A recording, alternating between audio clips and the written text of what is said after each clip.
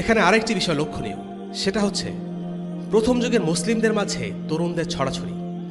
ইতিহাস থেকে দেখা যায় তরুণরা সত্যকে আপন করে নিতে বেশি আগ্রহী থাকে, তাই তারাই সাধারণত নবীদের প্রতি সর্বাগ্রে ঈমান আনে। মুসা আলাহ ইসলামের প্রতি যারা ঈমান এনেছে তারা ছিল তরুণ। ঈসা আলাহ ইসলামের পাশে যারা দাঁড়িয়েছিলেন তারাও ছিল তরুণ। ইব্রাহিম আলাহ ইসলাম তরুণ বয়সেই তার সমাজকে তাওহীদের দিকে আহ্বান করেছিলেন। রাসূলুল্লাহ সাল্লাল্লাহু আলাইহি ওয়াসাল্লামের পাশে যারা দাঁড়িয়েছিল তাদের বেশিরভাগ ছিল তরুণ। তাদের বেশিরভাগের বয়স ছিল 20-এরও কম। তরুণরা সহজেই পরিবর্তনকে গ্রহণ করতে উৎসাহী থাকে।